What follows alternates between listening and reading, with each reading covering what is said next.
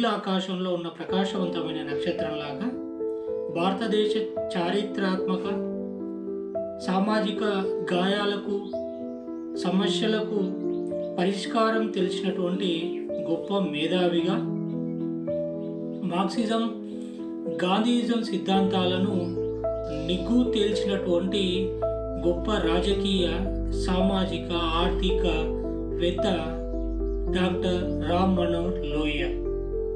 Doctor Ram Manohar Lohia 1929లో BA చదివిన తర్వాత ఉన్నత చదువులకై ఇంగ్లాండ్ వెళ్ళి అక్కడ స్థిరపడాలని అనుకోవడం జరిగింది. కానీ ఇంగ్లాండ్లో భారతీయులను కుక్కల్లాగా చూసేటువంటి సంస్కృతిని చూసి ఇంగ్లాండ్ నుండి అతడు జర్మనీ వెళ్ళి జర్మనీలో ఉన్నటువంటి బెర్లిన్లో హాంబర్గ్ యూనివర్సిటీ లోపల పిహెచ్డి చేయడం అనేటువంటిది జరుగుతుంది. హాంబర్గ్ యూనివర్సిటీలో ఉప్పు చట్టాలు సత్యాగ్రహం అనేటువంటి అంశం మీద పిహెచ్డి పొందడం అనేటువంటిది జరిగింది.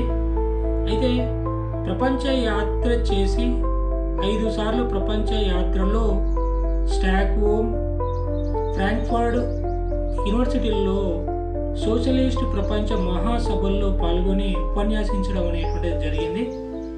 ఏథెన్స్ ప్రపంచ శాంతి మహాసభల్లో ముఖ్య అతిథిగా వెళ్ళి సోషలిజం గురించి, ప్రపంచ శాంతి గురించి, మరి వర్ణ వ్యవస్థ, జాతి అహంకారం గురించి మరి మాట్లాడడం అనేటువంటిది జరిగింది. అయితే కులం ప్రగతికి అడ్డు అని, కులమే అభివృద్ధి నిరోధక మంత్రం అని చెప్పేసి గ్రహించి లోహియా ఉన్నత కులాల యొక్క ఆధిపత్యాన్ని తగ్గించి ఉత్తర దక్షిణ భారతదేశం లోపల బడుగు బలహీన వర్గాల యొక్క అభివృద్ధికి, రాజకీయ చైతన్యానికి ఒక జ్వాల డాక్టర్ రామ్ మనోహర్ లోహియా. 1910 మార్చి 23 తారీఖు రోజున డాక్టర్ రామ్ మనోహర్ లోహియా జన్మించడం జరిగింది. ఇతను మార్క్స్ తర్వాత సోషలిజం, మార్క్స్, గాంధీయిజం, సోషలిజం అనేటువంటి పుస్తకాలు మరియు wheel of history, caste system అనేటువంటి ప్రసిద్ధి చెందినటువంటి పుస్తకాలను రచించడం అనేటువంటిది జరిగింది. సోషలిస్ట్ అధికారంలో ఉన్నప్పుడు ప్రజలపై కాల్పులు జరిపితే చాలామంది చనిపోవడం జరిగింది. దానికి నిరసనగా ఇతను పార్టీకి రాజీనామా చేసి తన ఉన్నతమైనటువంటి రాజకీయ విలువలను చూపడం అనేటువంటిది జరిగింది. విద్యార్థి దశలో విదేశీ వస్తు బహిష్కరణ, స్వరాజ్, స్వదేశీ ఉద్యమాల్లో చురుకుగా విద్యార్థి నాయకుడిగా పాల్గొనడం అనేటువంటిది జరిగింది.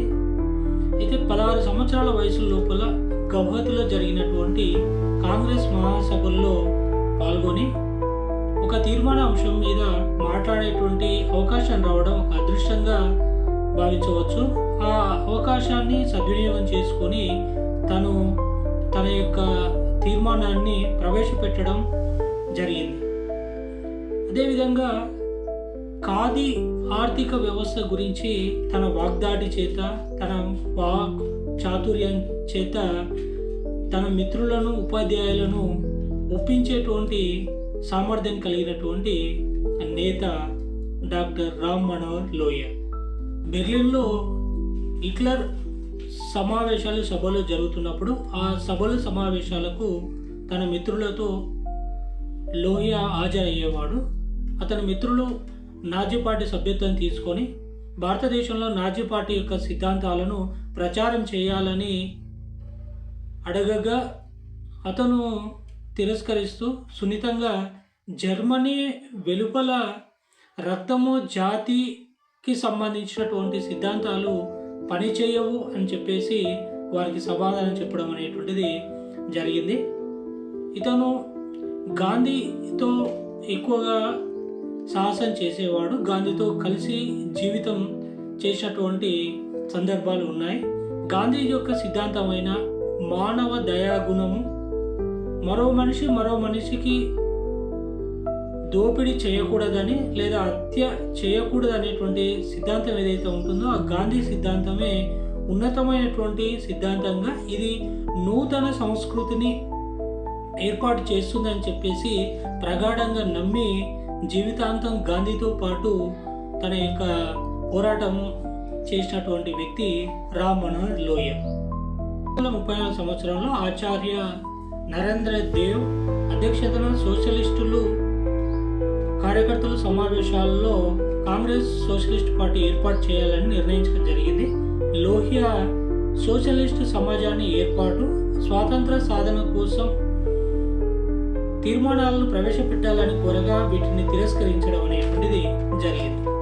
1934లో కాంగ్రెస్ సోషలిస్టు పార్టీలో లోహియా వర్కింగ్ కమిటీ సభ్యుడిగా, జయప్రకాష్ నారాయణ ప్రధాన కార్యదర్శిగా పార్టీలో చేరడం అనేటువంటిది జరిగింది. పట్టుదల, మొండిగా ఉండేవో క్రమశిక్షణతో మెలిగేటువంటి వ్యక్తి రామ్ మనోహర్ లోహియా. ఒకరోజు ఉద్యోగం చేయాలనే సూచనతో ఒక మిత్రుడు లోహియాకు 200 రూపాయలు ఇచ్చాడు. ఆ డబ్బుతో లోహియా ఒక టోపీ, ఒక కుర్తా, ఒక దోవతి, కొన్ని పుస్తకాలు కొనుక్కోవటానికి 70 రూపాయలు ఖర్చు పెట్టాడు. మిత్రునితో కలిసి కడుపు నిండా భోజనం చేసి ఇంటికి పోయే దారిలో అక్కడ ఇక్కడ భిక్షాటన చేసేటువంటి వారికి సాయం చేసి ఇంటికి వెళ్ళేసరికి జేబులో 30 రూపాయలు మిగిలాయి. ఒక విప్లవకారుడి భార్య తన ఇంటికి వస్తే తన వద్ద ఉన్న 30 రూపాయలను ఆమెకి ఇచ్చాడు. పెళ్ళి అనేటువంటి ఆలోచన ఆయనకు ఎప్పుడూ రాలేదు. సోషలిస్టు పార్టీని సోషల్ ఫాసిస్టు పార్టీ పెట్టుబడిదారి విధాన విషపూరిత అవతారం అని చెప్పేసి కమ్యూనిస్టులు విమర్శించి దూరంగా ఉండేవారు. కానీ 1936 సంవత్సరంలో మీరట్ మహాసభల్లో కమ్యూనిస్టులు ఈ సోషలిస్టు పార్టీలో చేరడం అనేటువంటిది ప్రారంభమయ్యింది. రెండవ ప్రపంచ యుద్ధ సమయంలో గాంధీజీ హరిజన పత్రికల్లో ఇలా వివరిస్తూ, ఇంగ్లాండ్ ఫ్రాన్స్పై సానుభూతి ఉందని చెప్పాడు. లండన్ సర్వనాశనం అయిపోయే అవకాశం అనివార్యం కావడం నన్ను ఇప్పటికీ కలత పెడుతూనే ఉంది. దీన్ని లోహియా కొంత ఆగ్రహం వ్యక్తం చేసి గాంధీజీ ఇంగ్లాండ్, ఫ్రాన్స్ పట్ల సానుభూతి ప్రదర్శించడాన్ని లోహియా విమర్శించాడు. ఇంగ్లాండ్ కనుక వెంటనే భారత్కు స్వాతంత్రం ఇస్తే భారత్ ఇంగ్లాండ్ను సమర్థించే అంశాన్ని పరిశీలిస్తుంది అని లోహియా వివరించాడు. వలస రాజ్యాలను దోపిడీ చేసే పునాదులపై నిలబడిన బ్రిటిష్ సామ్రాజ్యవాదం సౌద బీటలు వారుతుంది. ఈ సౌదాను బ్రిటిష్ ప్రభుత్వం ఎక్కువ కాలం పరిరక్షించలేదు, అంటే కాపాడలేదు అని చెప్పేసి లోహియా అన్న మాటలకు లోహియాను అరెస్ట్ చేయడం, 2 సంవత్సరాలు జైల్లో పెట్టడం అనేటువంటి జరిగింది. లోహియా, జయప్రకాష్ నారాయణ జైల్లో ఉన్నంత కాలం నాకు విశ్రాంతి లేదు, ఎందుకంటే ఇంతకన్నా సాహసవంతులు, నిర్మల హృదయం కలిగినటువంటి వారు మరెవరు లేరు అని చెప్పేసి గాంధీజీ చెప్పడం జరిగింది. క్విట్ ఇండియా ఉద్యమం భారత చరిత్రలోనే కాక లోహియా జీవితంలో కూడా నూతన అధ్యయనానికి శ్రీకారం చుట్టడం అనేటువంటిది జరిగింది. కాంగ్రెస్ కమిటీ క్విట్ ఇండియా తీర్మానాన్ని ఆమోదించిన తర్వాత సోషలిస్టులు అందరూ అజ్ఞాతంలోకి వెళ్ళిపోయారు. పోలీస్ స్టేషన్స్, రైల్వే కార్యాలయాలు, టెలిఫోన్, టెలిగ్రామ్ స్వాధీనం చేసుకోవడానికి లోహియా ప్రణాళికలు రూపొందించి 150 ఏళ్ళుగా బానిసత్వంలో ఉన్నప్పటికీ ప్రపంచ చరిత్రలో ఒక అంశం కాకుండా చరిత్ర నిర్మాతగా తయారు కావాలని లోహియా పిలుపునివ్వడం అనేటువంటిది జరిగింది. క్విట్ ఇండియా ఉద్యమం సందర్భంలో అజ్ఞాతంలో ఉన్నప్పుడు లోహియా కాంగ్రెస్ రేడియో ప్రారంభించి 90 రోజులు విప్లవ ఉపన్యాసాలు చేయడం, సభలు, సమావేశాలు, విప్లవానికి సంబంధించినటువంటి అంశాలను ప్రస్తావించడం అనేటువంటిది జరిగింది. అయితే 1943 మేలో నేపాల్లో ఉన్నప్పుడు రామ్ మనోహర్ లోహియా, జయప్రకాష్ నారాయణతో పాటు 5గురిని అరెస్ట్ చేయడం అనేటువంటి జరుగుతుంది. ఈ 5గురిని అరెస్ట్ చేసినప్పుడు అక్కడ ఉన్నటువంటి గెరిల్లా విప్లవకారులు వీరిని రక్షించి జైలు నుండి కాపాడడం అనేటువంటి జరుగుతుంది. కానీ 21 నెలల తర్వాత తిరిగి రామ్ మనోహర్ లోహియాను 1944 సంవత్సరంలో అరెస్టు చేయడం అనేటువంటిది జరిగింది. బ్రిటిష్ లేబర్ పార్టీ ప్రసిద్ధ నాయకుడైన ప్రొఫెసర్ హెరాల్డ్ లాస్కీకి లేఖ రాశారు. భారత స్వాతంత్రం పోరాటం గొంతు నొక్కడానికి బ్రిటిష్ ప్రభుత్వం ఎంతటి అమానుషమైనటువంటి పద్ధతులను అనుసరిస్తుందో, ఎలాంటి చిత్రహింసలు పెడుతుందో, అపారమైన రక్తపాతానికి ఎలా ఒడిగడుగుతుందో ఆ లేఖల్లో వారికి వివరించడం అనేటువంటి జరిగింది. దీన్ని ఎండగట్టే వారు మీ పార్లమెంట్లో ఎవరు లేరా అని నిలదీశాడు. నెహ్రూ 1946లో లోహియా కాంగ్రెస్ కార్యదర్శి కావాలని ప్రతిపాదిస్తే లోహియా ఆ ప్రతిపాదనను తిరస్కరించడం జరిగింది. 1947 కాన్పూర్లో లోహియా అధ్యక్షతన సోషలిస్ట్ పార్టీ మహాసభ జరిగింది. పార్టీ పేరులో ఉన్న కాంగ్రెస్ అనేటువంటి పదాన్ని తొలగించి సోషలిస్ట్ పార్టీ ఏర్పాటు చేయడంగా తీర్మానాన్ని చేయడం అనేటువంటిది జరిగింది. ఇందులో వర్గరహిత కులరహిత సమాజాన్ని నెలకొల్పడం సోషలిస్టు పార్టీ లక్ష్యంగా ఉంది. పార్టీ మొట్టమొదటిసారిగా సాయుధ విప్లవము, నియంతృత్వానికి, మార్క్సిస్ట్ సిద్ధాంతాలకు దూరంగా ఉండాలని నిర్ణయించడం అనేటువంటిది జరిగింది. దేశ విభజనకు ముందు మత కలహాలు జరిగాయి. ఈ మత కలహాల్లో గాంధీ మైదానంలో ఉన్నటువంటి సమావేశంలో ముస్లిం లీగ్ కార్యకర్తలు అల్లర్లు సృష్టించడానికి సిద్ధంగా ఉన్నారు. లోహియా మాట్లాడుతున్న సందర్భంలో రాళ్ళు రువ్వడం మొదలైంది. లౌడ్ స్పీకర్స్, ప్లకార్డ్స్, అక్కడ ఉన్నటువంటి ఫర్నిచర్ ధ్వంసం కావడం అనేటువంటిది జరిగింది. చంపండి, నాశనం చేయండి, అల్లాహు అక్బర్ అనేటువంటి నినాదాలు మిన్నునంటాయి. లోహియా తల నరకండి అని అరవడం ప్రారంభించారు.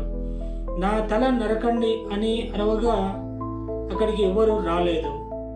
ఇతడొక్కడే అక్కడ ఒంటిగా నిలబడి నా తల నరకండి అని అరవగా ఎవ్వరూ కూడా సాహసించలేదు.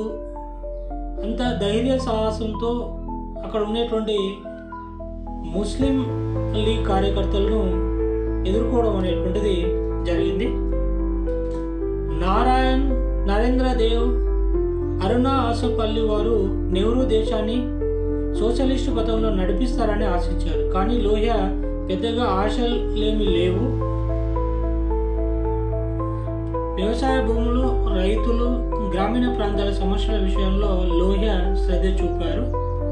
హిందూ కిసాన్ పంచాయత్ 1948లో లోహియా స్ఫూర్తితో ఏర్పడింది. 1950లో తొలి మహాసభలు రేవాలో జరిగినప్పుడు దున్నేవాడి భూమికి యజమాని అని, 30 ఎకరాలు అత్యధికంగా 12.5 ఎకరాలు కనీసంగా ఉండాలి అని, పంటలకు గిట్టుబాటు ధర కల్పించాలని భూసేన, ఆహార సేనలను మొదటిసారి ప్రతిపాదించడం జరిగింది. దేశంలో ఉన్న 15 కోట్ల ఎకరాల బంజరు భూమిని ఉత్పాదకతగా మార్చడానికి 10 లక్షల మందితో ఒక భూసేనను ఏర్పాటు చేయాలి అని చెప్పేసి ప్రతిపాదించడం అనేటువంటిది జరిగింది. నూతన శక్తిగా ఆవిర్భవించిన చైనా 1950లో టిబెట్ను ఆక్రమించింది. ఇది భ్రూణ హత్య అని లోహియా వ్యాఖ్యానించాడు. పదండి ముందుకు, దేశం కోసం 1 గంట, జాతి తోడో కులాన్ని విడనాడండి అనేటువంటి ప్రముఖమైనటువంటి నినాదాలను లోహియా ఇచ్చాడు.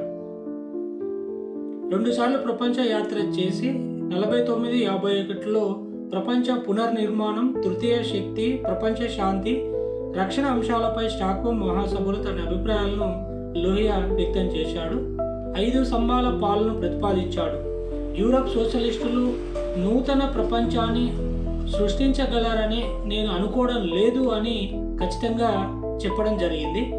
1952లో సోషలిస్టు పార్టీ మహాసభల్లో పార్టీ అధ్యక్షుడిగా నియమించారు. కఠినమైన బాధాకరమైన సోషలిజం మార్గమే మానవాళిని పతనం నుంచి, బానిసత్వం నుంచి రక్షిస్తుంది అని గట్టిగా చెప్పాడు.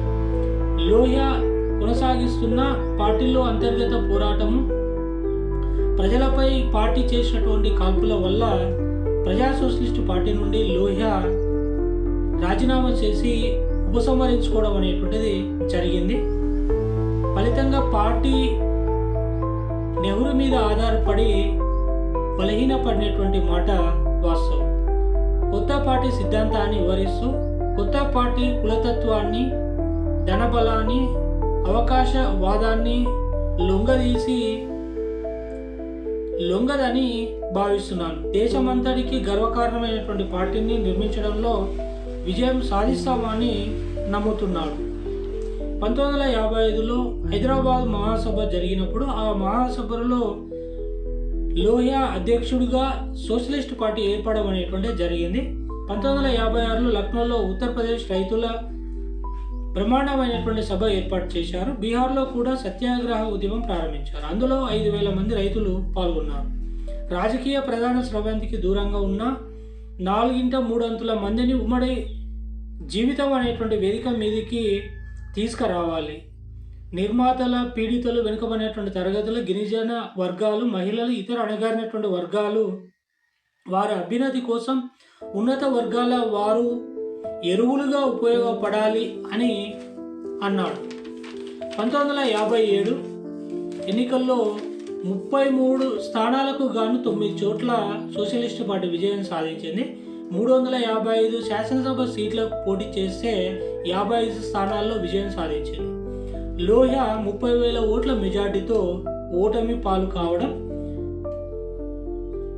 17 సార్లు ఓడిపోయి 18వ సారి పోరాటానికి సిద్ధమయ్యాడు.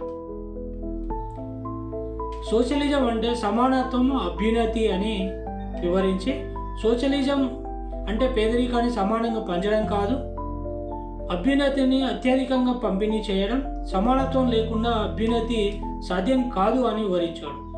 సమానత్వం సాధించడానికి ఒక ప్రధానమైనటువంటి అడ్డంకి అగ్ర కులాలు, నిమ్న కులాలు అనేటువంటి విభజన. అధికారం, అభ్యున్నతి కొద్దిమంది గుప్పెట్లో ఉంది. 30-35 కోట్ల మంది అణగారిపోయి ఉన్నారు. సామాజికంగానే కాకుండా కులం, మతం, రాజకీయ, ఆర్థిక రంగాల్లో కూడా దాడి జరిగింది అని చెప్పేసి, ఈ దాడి తిరిగి జరిగినప్పుడే సమానత్వం వస్తుంది అని వివరించాడు. మహిళలకు, పేద ముస్లింలకు, వెనుకబడినటువంటి తరగతుల వారికి 60% రిజర్వేషన్ని కల్పించాలని చెప్పేసి వివరించాడు. ఆదాయంపైనే కాకుండా ఖర్చు మీద కూడా పరిమితి ఉండాలి.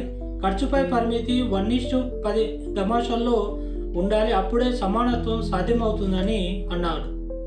అంబేద్కర్ గురించి మాట్లాడుతూ కుల వ్యవస్థకు నిర్మూలించడానికి గాంధీ తర్వాత ఆయనే అత్యంత గొప్ప నాయకుడు అని చెప్పడం జరిగింది. అంగ్రేజీ హఠావో ఉద్యమం ఫలితంగా 1965లో హిందీ భాషా ఉద్యమాన్ని తీసుకురావడం అటువంటి జరిగింది. దీని ఫలితంగా దేశంలో 1965లో హిందీతో పాటు ఇంగ్లీష్ కూడా అధికార భాషగా కొనసాగాలని పార్లమెంట్లో తీర్మానం చేయడం అనేటువంటిది జరిగింది. హైదరాబాద్ ఉప ఎన్నికల్లో భారీ మెజార్టీతో గెలిచి మొదటిసారి లోక్సభలో అడుగుపెట్టడం జరిగింది. 1963లో అతడు లోక్సభలో ఒక గొప్ప ఉపన్యాసం చేయడం జరిగింది. ప్రధానమంత్రి ఒక రోజు ఖర్చు ఈ దేశంలో ఒక పౌరుడి కనీస ఆదాయము అని చెప్పి ఒక గొప్ప ఉపన్యాసం చేయడం అనేటువంటి జరిగింది. ఏథెన్స్లో జరిగినటువంటి మహాసభల్లో సప్త క్రాంతి ఉద్యమం గురించి మొట్టమొదటిసారి ప్రస్తావించడం జరిగింది. ఈ సప్త క్రాంతి ఉద్యమాన్ని ప్రపంచ శాంతి మహాసభల ద్వారా పిలుపునివ్వడం అనేటువంటి జరిగింది. ఇందులో లింగ సమానత్వము, జాతి అహంకార వ్యతిరేక విప్లవము, కుల వ్యతిరేక విప్లవము, విదేశీ ఆధిపత్య వ్యతిరేక విప్లవము, సొంత ఆస్తి, ఆర్థిక అసమానతల విప్లవము, వ్యక్తిగత జీవితంలో జోక్యానికి వ్యతిరేక విప్లవము, సత్యాగ్రహ అనుకూల విప్లవాలు జరగాలి.